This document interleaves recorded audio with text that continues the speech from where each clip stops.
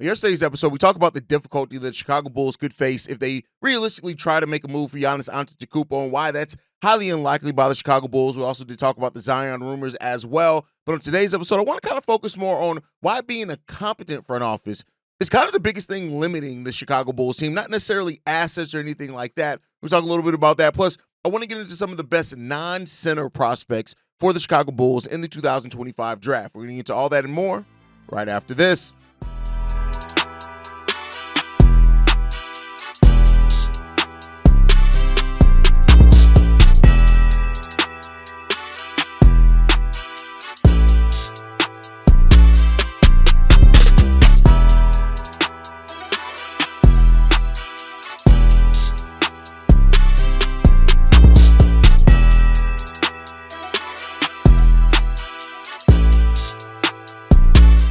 What's going on, Bulls fans? Welcome to another episode of Chicago Bulls Central, your number one spot for everything Chicago Bulls related. I'm the host there, Hayes, but more importantly, you guys can follow the channel at Bulls Central Pod on every social media platform we happen to be on. With that said, let's go to get into this content for today, y'all. And listen, on yesterday's episode, I talked a lot about the Bulls and their assets and realistically like ranking them against other teams and things as far as the Bulls making a move for Giannis or any other star, right? Because I do think there's some common misconception about exactly how the Bulls' assets are rated and exactly how much you would have to give up for a player like Giannis Antetokounmpo to bring him in here. And then by the time you do that, what is he really playing with, right? And what's the future at that point for the team? And so, that was actually met with a lot more positivity than I thought that it would be, to be honest with you. I know it's more positive and it gets more kind of rile people up when you talk, but yeah, we got the chance to trade for Giannis, right? Whereas I'm one of the content creators who's just like, hey, realistically, it's not going to happen. Giannis would have to force his way so much to Chicago, and then even then, you would have to, do some other things and other permutations. Somebody did bring up like, well, there's a third team, but you have to get a third team involved. Yeah, but the whole point of a third team is that you send some assets that are less favorable to the main team that you want to trade with, that are more favorable to the third team, and then you move those, then you get some assets back from the third team that you include in the deal. The Bulls, unfortunately, you don't have the extra draft picks to give up. Everything has to go to Milwaukee in that case. So even a third team being involved, unless you're giving up one of your better players, you're still winding up in the same place, right? And this goes back to competency, right? I think overall, and I've said this many times, over the course of the last handful of years, is that it just comes back to AK and Eversley have not been very smart in how they've dealt with their assets. Whether it's players leaving, whether it's obtaining certain players, they haven't been always very smart in dealing with that. Some of the contracts they've given out have been really good, but then some of the contracts have been mad questionable, like Patrick Williams' contract, right? All those things play a part into that. But it's the competency part of it, right? How do you manage what you do have? And that's the place where, I've talked a lot about since the beginning of the offseason, the Bulls' $81-ish million that they have in expiring contracts. You can take some of that off because, we're not counting necessarily, Javon Carter's probably not going to opt out.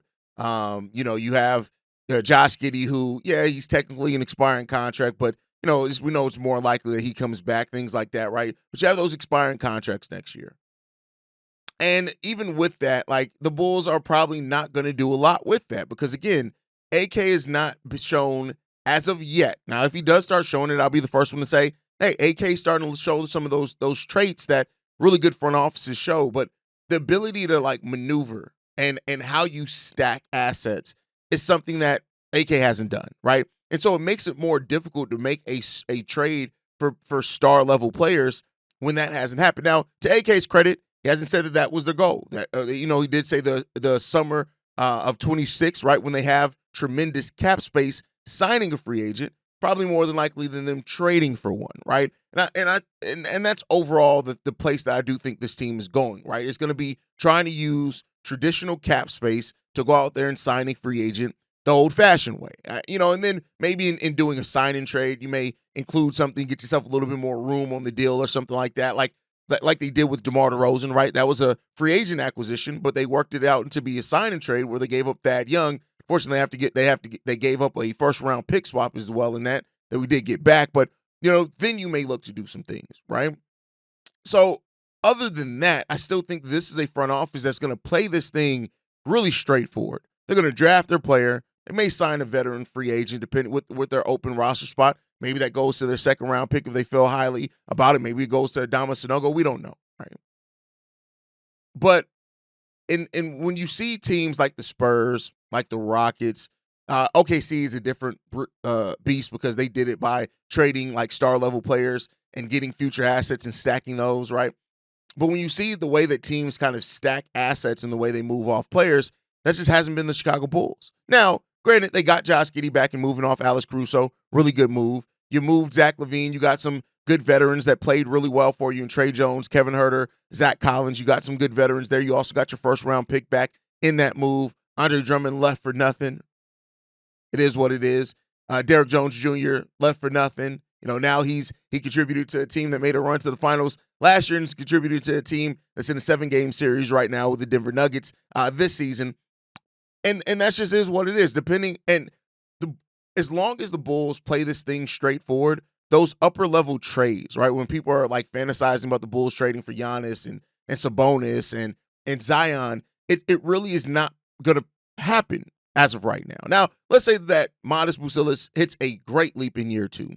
Hell, let's say that the rookie that they draft this year looks much better than people were expecting from a number 12 pick or whatever it ends up being, right? Let's say those things happen.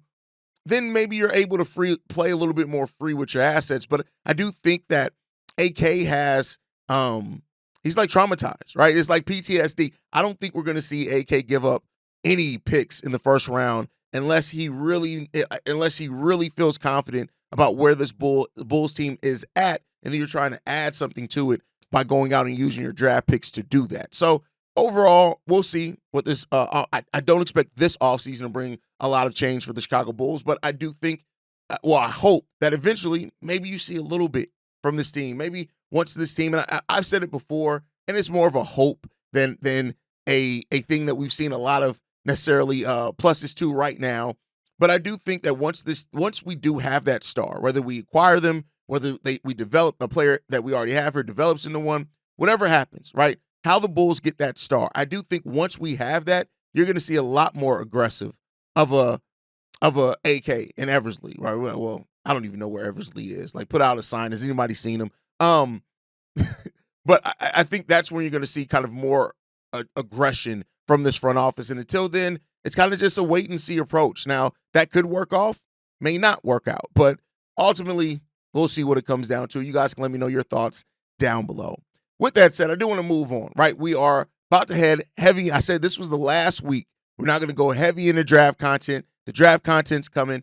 I can't wait. I know that the draft lottery is 10 days away. So that's going to be really big. It'll be a week from Monday. That's when the draft, we'll know exactly where the Bulls are going to pick. That's an important thing. That's a very important thing to know exactly where the Bulls are going to pick, because all teams are going to pick, because then you can kind of better predict the draft board, right? But today's episode, I want to talk about, yesterday I talked about the need of a center, right? And why getting a athletic, defensive, switchable big is so important to how fast-paced teams play, right? And I also talked about how, compared to the other teams that play a fast break style like the Chicago Bulls, and the fact that they have multiple athletic, taller, lengthy wings that defend at a high level, or bigs that defend at a high level. But in that episode, I also talked about the fact that the Bulls, if they use this draft pick on a different position, I still think you're looking for similar skill sets.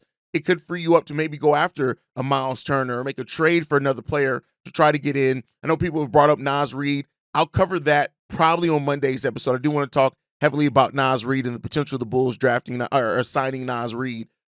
But what are the best non-center positions for the Chicago Bulls in this draft, right? And players, not positions, because I'm not really looking at guards. During the draft process, I will look at the best guards for the Chicago Bulls, but I hope this is a draft where the Bulls don't necessarily go guard unless it's clearly the best player available. Like I said, if the Bulls somehow get into the lottery and pick number 4, you're probably at that point deciding between like an Ace Bailey and a Trey Johnson as the best players available at that time. And I think at that point, you may have to consider, you have to consider drafting one of those guys because of what they bring. But with that said, let's get into this. the best non-center players, basically forwards, right? Whether they're small forward or power forward or tweeners that can play next to Matas Buzelis. That's really what this list is, right? The guy first on the list that I don't think is going to fall to the Bulls' range at all is Carter Bryant out of Arizona, 6'8", 225 pounds. When you look at this guy, you think about a 3-and-D athlete. That's exactly what this guy is for. He's going to come in and be right there and one of probably the best defenders in this draft. He has one of the lowest usage rates in this entire draft class as well, right up there with Kaman Malawak also, right? So you think there's going to be tremendous upside there just because he wasn't used a whole lot in college, right? His usage rates wasn't great. His off-ball defense, amazing. His athleticism, crazy. His shot blocking, one of his biggest strengths. The ability to space the floor, really good when it comes down to that. He's a young guy, 19 years old. He'll be 20, I think, by the draft or by the start of the season. And the thing that stands out the most about him is his defense. Is the defense that he brings and the plays that he makes on the defensive side of the ball. And he's a lob threat. You give this guy to like a Josh Giddey, right? It goes really well for it. But he uses his athleticism as well to block shots. That shot blocking versatility, that's something that's really good there. The chase down blocks, all those type of things, it's really good. And while Matas Buzelis is growing as an on-ball defender, I do think that Carter Bryant has a lot of that already for it. Just ready-made, right? So that's a really good thing. Right now, he's going to be a play finisher on the offensive side of the ball and a spot-up three-point shooter, maybe to come off some screens as well. His shot mechanics, all that looks really, really good. But again, like I said, I think this is going to be a guy that doesn't fall to the Bulls' range. I don't necessarily see him falling. Again, wait to see how the draft board goes. Maybe lower than 8th at the absolute worst, but we've seen players fall before. Combines, those type of things could push players further down. So, look out for that one. But this is a guy that I think if the centers are off the board, this would be a hard player for the Bulls to pass up when it's there. You look at his comps. All right, Tari Eason is one of his comps in that. Aaron Gordon is one of his comps when you look at how the draft experts have rated him. I really like this guy. I think he could do really good for the Chicago Bulls. But again, that's a non-center prospect. I just want to keep saying that before somebody pops into this episode. They're like, Bud Hayes, non-center. Basically, forwards is what we're looking at here. The next guy that I want to talk about that I think could really be a guy that the Bulls do take a look at, of course, is Rasheer Fleming. Rasheer Fleming is a guy that I love a lot of his upside, a lot of it, right? And I think that ultimately the thing that kind of hurts Rasheer Fleming is that he doesn't have a straightforward position. Now, that is something that maybe could benefit for him depending on how you're looking and where you're looking to draft him at. But there's just some questions around Fleming and his position that I do think are maybe one of the reasons why if he does slide, he would slide.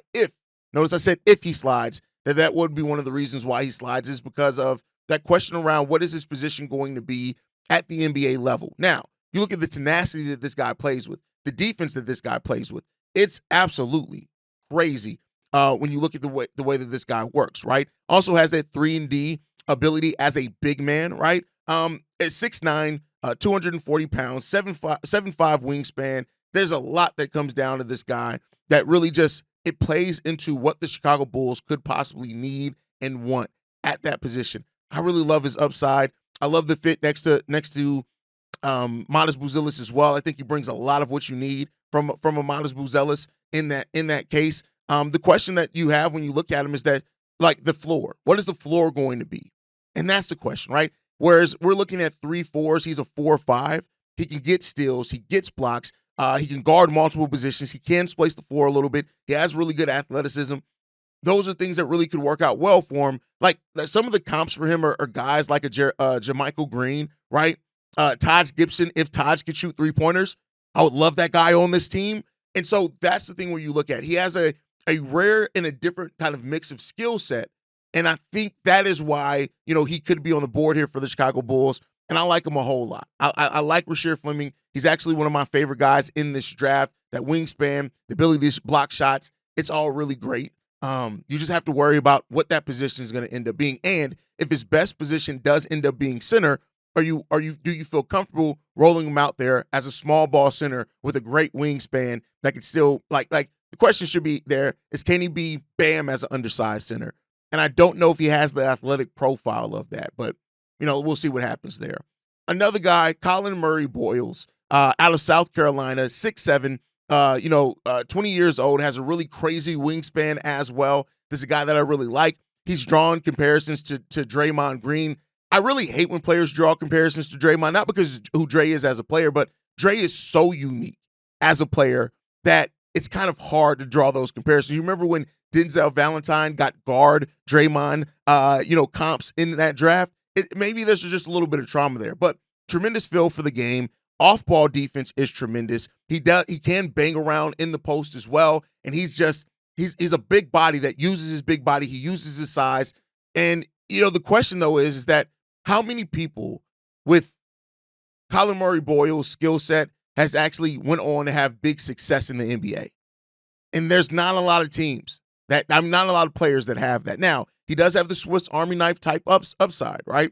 But those Draymond, he better hit on those Draymond comparisons, because if he doesn't, it's going to be some concern. He's also drawn comparisons to Ron Artest, which I actually really like, especially for this team. I like that a lot. You just got to look at those questions, right? Is he going to be one of those guys that you draft and, like, regardless of the position he plays, that he just fits? And he could be one of the things that helps your team go, even though if he's not the reason why your team is winning a bunch of basketball. He could even still be that. So I think you got to look at Rasheer Fleming. He's a guy that I really do like a lot in this draft. I think he has tremendous upside. And the question is just, how much does the upside pay off? The next guy, out of France, one of the youngest guys you're going to find in this draft, 18. I think he's going to even be 18 him at the start of the season. 6'9", Noah Essengu. I believe I finally got the pronunciation of his name correct. 6'9", 195 pounds.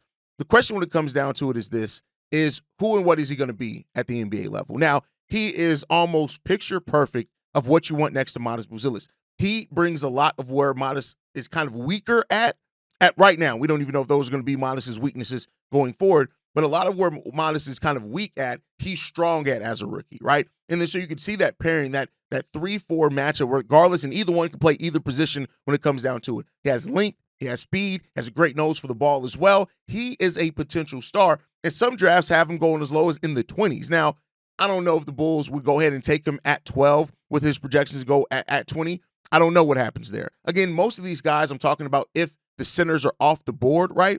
But he's 3 days older than Cooper Flagg. He has amazing speed in transition. His ability to create as well in transition is really good there. He just is a really good basketball player that you see tremendous upside and room for growth at, right? Creating space in his own shot may be one of the more difficult things for him in this next level, and that's where you're going to have some questions for him at. But he's a great playmaker. In the opportunities that he's gotten, with isn't a whole bunch, he get his defensive ability, the defensive stance that he gets in, and you already see the instincts as an 18-year-old with the defensive instincts that he has. That defensive floor is extremely high, and the ceiling is ridiculous. It's out the board, right? And so the thing that you look at when it comes down to it with him is going to be how much of the refinement of his game is going to come, meaning how good of a player is he going to come on when he has to create for himself. And maybe he's just never that player. There are players in the NBA that have never really turned into really good, create their own shot players, but that have really great NBA careers. So I think when it comes down to it, that's what you want to look at. He's grown comps to everywhere from Tayshaun Prince, which I really like that comp, again, especially for this Bulls team specifically. I think that he's a guy that has that upside that you look at it. He looks the part, already has an NBA-made body. Yes, he's going to need to put on some weight at being under 200 pounds to really bang with the forwards overall in this draft. But I think he has what you look at as the archetype of a modern-day switchable forward that can guard multiple positions, play either forward position as well. That's something that I love. And when you pair that with Matas Buzelis as a forward duo, that's really where you're finding something special at. And we've talked about it before.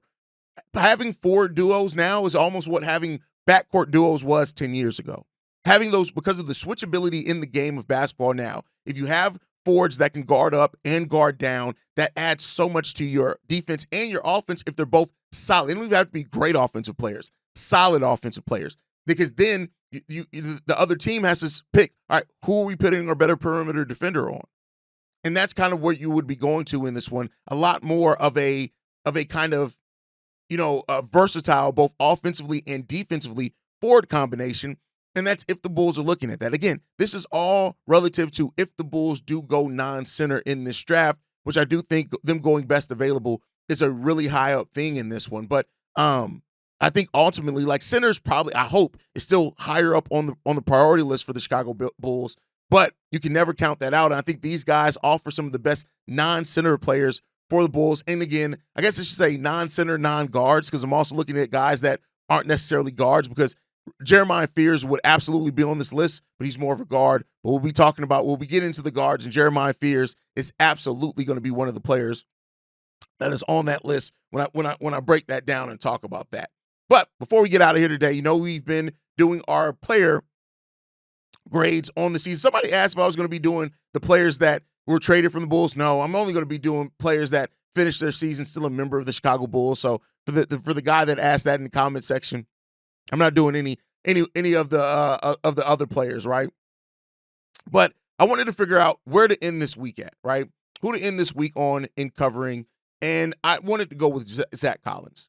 Zach Collins is a player that it's really, I don't want to say it's hard to judge his impact, because it's clear when you look at the plus minus, when you look at the on-off court, Zach Collins had an amazing run here for the Chicago Bulls. And when he was on the court, he positively impacted the game for the Bulls in so many different ways. And it really kind of reinvigorated just the fact that the Bulls need to go out and get, this is why a center is why so many people are talking about, because Zach Collins isn't the most amazing defender. He's not the best rebounder, right? He's not even the best offensive player. But the way that he came in here and he performed for the Chicago Bulls and gave that ton of effort when he was on the court, the Bulls had a positive point differential of +5.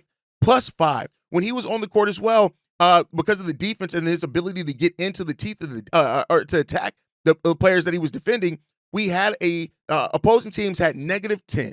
10 less points per 100 possessions when he was on the court. Their effective field goal percentage went down by 3% when he was on the court. Their turnover rate went up by almost 3% when Zach Collins was on the court. Zach Collins this was probably the best defensive stretch that he's ever had. Now, offensively, we're actually 5 points worse per 100 possessions when Zach Collins was on the court. Take that for what you will. Our effective field goal percentage actually went down when Zach Collins was on the court. That doesn't feel like what I saw from Zach Collins, but that's what the numbers are telling us, right? Overall, though, when you look at Zach Collins and what he brought to this team, if the Bulls do move on from Nikola Vucevic and they draft a young center, I'm not mad if he ends up coming in here and the young center comes off the bench and we start Zach Collins. I'm not mad at that. As a starter for the Bulls last year, Zach Collins averaged 14 points, 8.2 rebounds, basically a block, basically a steal per game, on 58% shooting from the field, 29% shooting from three. Didn't like that part of it. And 84% shooting from free throw range. Zach Collins performed really well for the Chicago Bulls team. And that is like, and again, I'm looking at this as just what he brought for the Bulls. And he brought some really good things for this team. He performed well. He paired with Josh Giddey well. Him and Josh Giddey built a chemistry that was really well and worked out for this team. But ultimately, like, the stats are still the stats. And the eye test is still the eye test. And so I got to give Zach Collins a B-. Like, because I didn't, and part of that is my expectation when we signed Zach Collins wasn't that he was even going to have that level of positive impact for the Bulls. Zach Collins gets a B- for me. Again, relative to his role, I think Zach Collins came in here and gave the Bulls everything that they could possibly have wanted from him personally. But you guys can let me know your grade for Zach Collins down below. Make sure you guys are following us at Bulls Central Pod. You can send us any feedback, questions, comments, concerns. BullsCentralPod@gmail.com. Lastly, if you want to leave a text message and our voicemail for the mailbag, the number to do so, 773-270-2799. We are the #1 spot for everything Chicago Bulls related, but that's thanks to you, lovely and beautiful people. And like I like to end every episode on, go Bulls. Love you guys. See you right if you can, y'all. Peace. This has been a presentation of the Break Media.